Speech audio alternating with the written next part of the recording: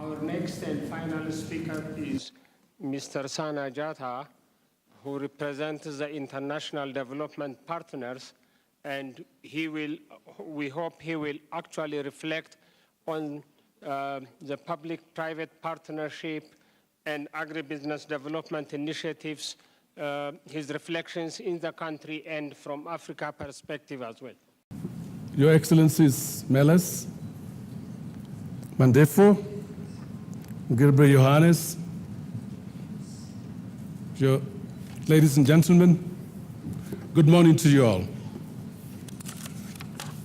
Professor Asefa, you said we have something in common, which is that we have the background of having done something, studied soil science.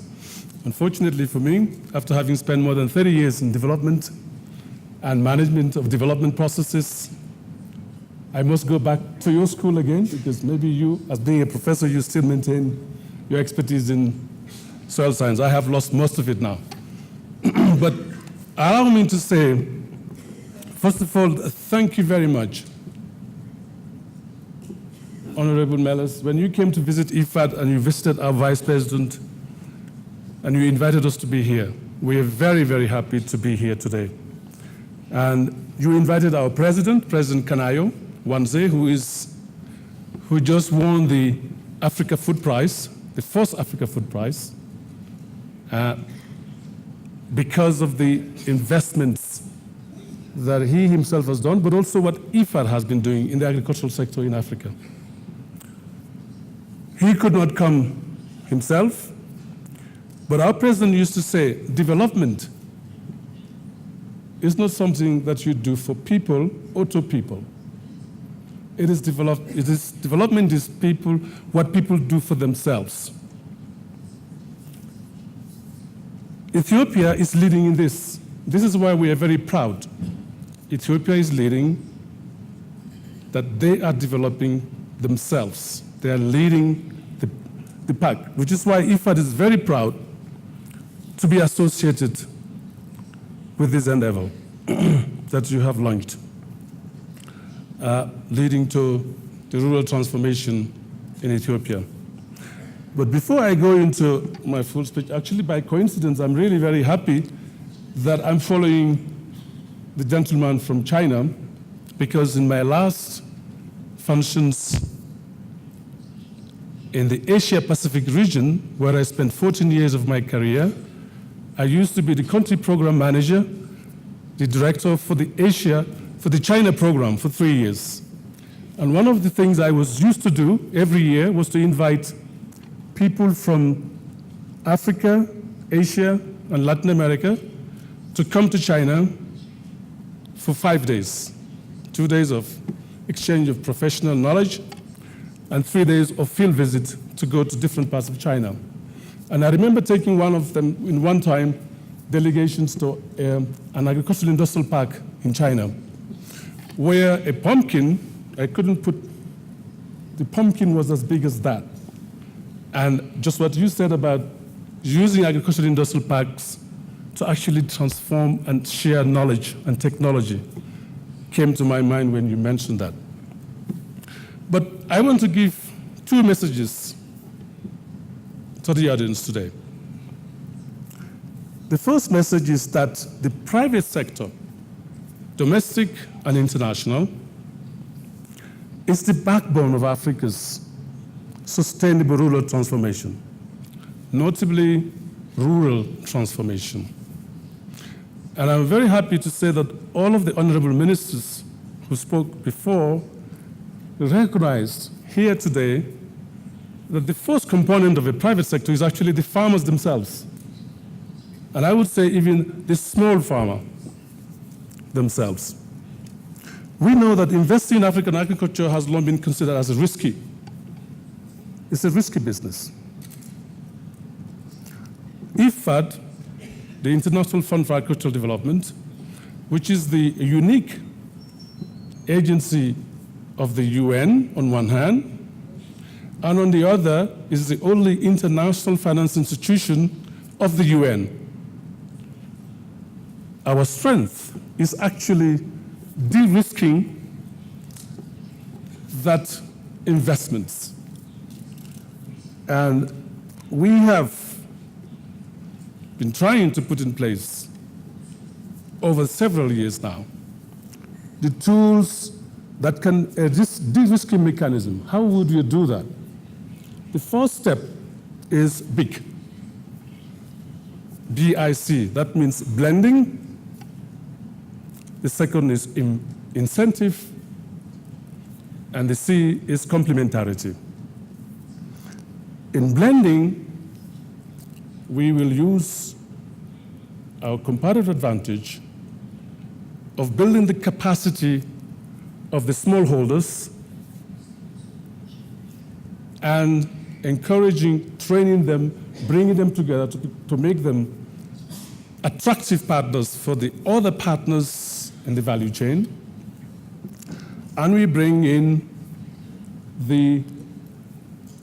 that particular capacity of the farmers to then become working with the other partners, the private sector, that to become a good partner for the private sector. And in the incentive framework, we do encourage matching grants. We provide incentives for both the farmers, but also we provide incentives for the private sector so that they can become partners together. In Ethiopia, just to give you an example, IFAD has been supporting the development of small-scale irrigation. I was very happy when Honorable Mendefro mentioned that particular sector as an important key, because that is also our first key investment area in Ethiopia through the participatory small-scale irrigation development program. Just about a few days ago, on the 22nd of September, our executive board approved a loan of $102 million for that particular project. It's the second phase, actually, of a project that was just closing now, which also where we invest another $100 million. Now, we just approved a few days ago a new program for $102 million plus some around 12 million grants. The $102 million is a loan, and the $12 million is a grant to build the capacity towards adaptation for climate change. That particular program is focusing on focus on environmental and social safeguards, capacity strengthening for farmers, cooperatives, and facilitation of linkages with the agribusinesses along the value chains to ensure commercially viable access to markets, finance, and inputs. We support the enhanced watershed and water management and the technical assistance for improved agricultural practices and uptake of modern technologies. The second message that I want to give the audience today is that industrial IAIPs are key in triggering commercialization of the agricultural sector and support structural transformation of the economy. The integrated agro-industrial parks are a very welcome initiative for us because our role is actually the supply side. We help the farmers to produce a lot. And I think it is the Honorable Minister for Agriculture who was saying that the farmers are very smart. They respond to markets. And the industrial parks now will provide the markets that we've been struggling to create with the support that we've been providing to the farmers. I have said that ongoing now we have just approved a new project, but overall, in fact, IFAD's investments in Ethiopia today stand at just about $500 million. And of this, $254 million are actually under implementation as we speak in several sectors. We said water, but also in pastoral development and also in rural financial services. IFAD remains committed to public investments in Ethiopia's agricultural sector, but we have to keep in mind that the public investment should be a catalytic effect. And that's why I said the first message, we have private sector is key to be able to mobilize and make use of the catalytic effect of the investments that the government is making. I've been asked to look at 3 specific questions. The first question is about what are the main challenges faced by investors in the agribusiness sector, and what further actions are requested for the government of Ethiopia. I divide it into 3 segments. The first one is the private sector. In our experience in IFAD, the private sector says there is lack of bankable projects that we could invest. In fact, just about, I think on the 7th of September, I was in a panel along with several impact investors, impact funds, such as the Overseas Private Investment Corporation of the United States, which has billions of dollars to invest, such as the Silver Street Capital of the UK. They have billions of that one has maybe hundreds of millions of dollars to invest. And one of their big challenges, they say, we have lots of money to invest, but we don't have bankable projects. So that is one. And we say to them as IFAD, the reason why you don't have bankable projects is, in fact, we need to first invest in building the capacity of the farmer so that they can become a valuable partner for you. Because they are the ones who actually are investing 80% of their resources in the development of the agricultural sector. The other issue is that very often capital that's available from the investors is not patient. It's not sufficiently patient. People want to earn the quick buck very quickly. They want to make money very quickly. We have to make sure that the private sector investors start looking at patient investment capital. That's the first thing we have to look at. And they also have to look at one of the biggest concerns is that they are not, first of all, patient, but they also are not sufficiently inclusive. Inclusive being that they look at the big layers.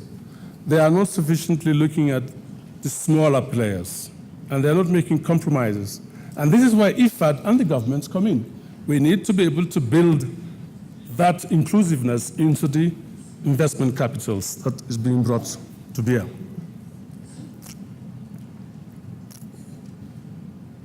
The other players are the public sector, the governments.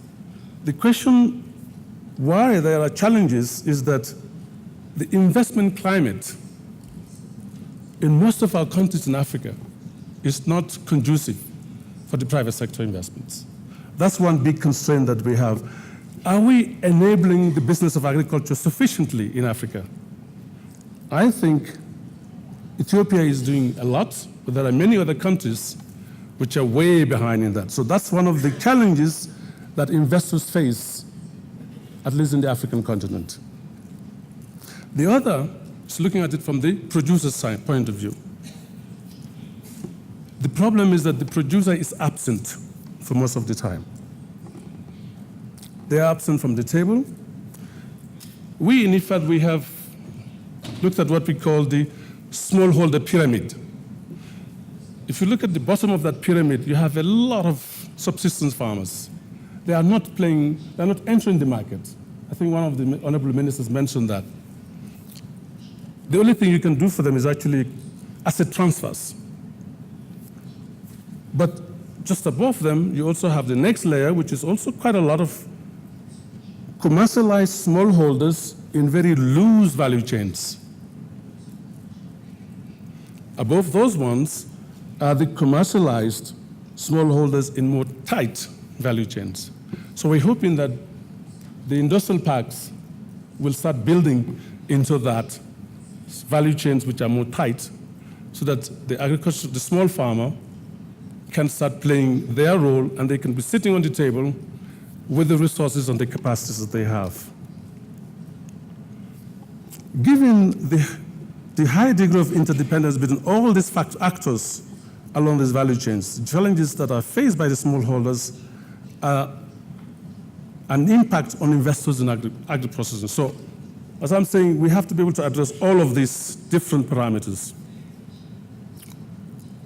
With IFAD support and others like IFAD, I mean, there are many other players as well, the government invests in addressing these challenges through an integrated approach, the government of Ethiopia, that is, whereby investment in small-scale irrigation infrastructure, for example, and improved water management are combined with measures to strengthen the capacity of smallholders and their cooperatives.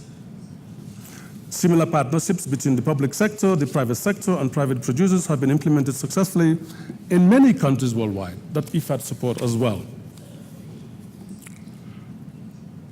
The question of the second question that was asked was, how can the government and the private sector work together to further develop the integrated agro-industries, industrial parks? We believe that they should work together in adopting a holistic and integrated approach to ensure an inclusive and sustainable rural transformation. This approach includes putting in place robust environmental and social safeguards. IFAD and others like us can play this facilitating part. And in fact, again, by coincidence, with the help of our partners, for example, the Chinese government, we are strengthening this South-South cooperation. And IFAD is being used as a platform to bring players around the table.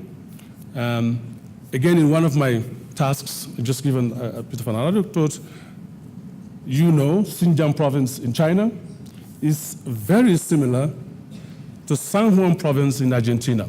They have the same agroecological conditions.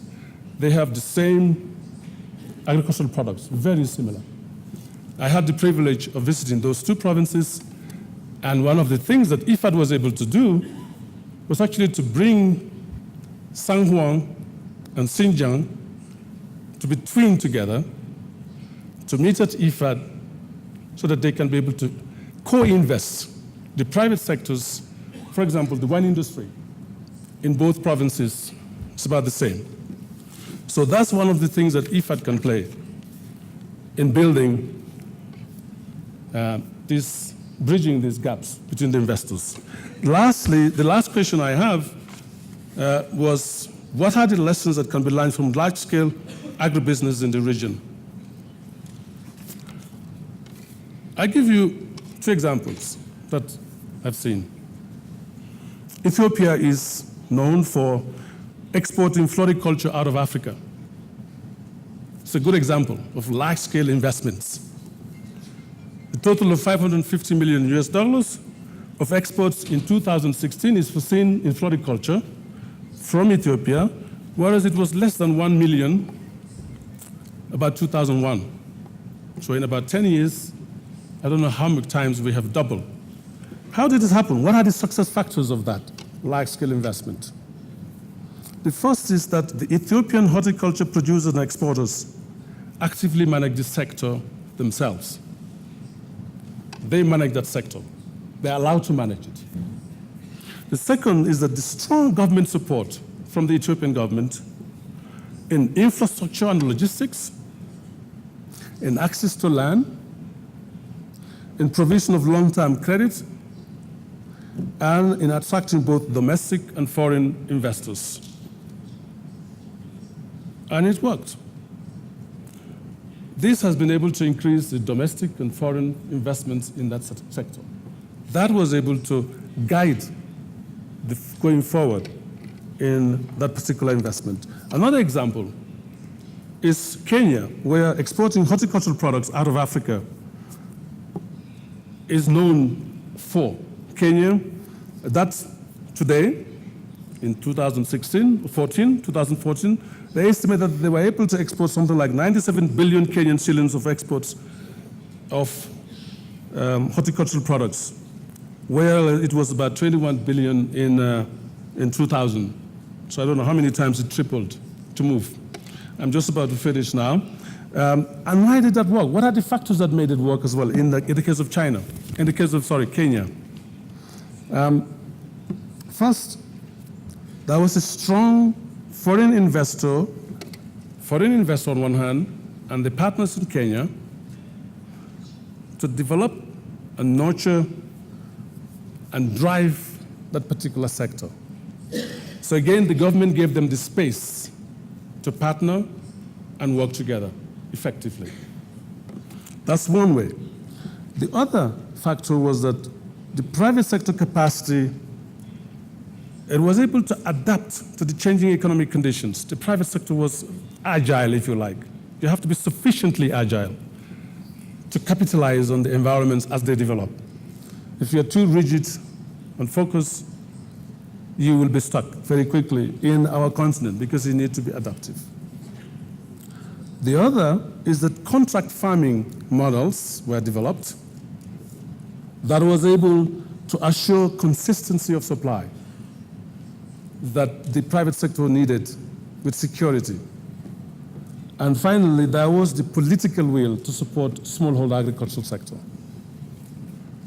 I think with this, I see, and I've heard today and yesterday, that the industrial parks in Ethiopia are on that kind of track, which is setting the scene for the future development. And for us on the supply side, where we are supporting the smallholders, this is an environment that we would really love to be replicated in all the other countries in our continent, because then, just to give you an example, we have an investment portfolio of about $1.2 billion a year.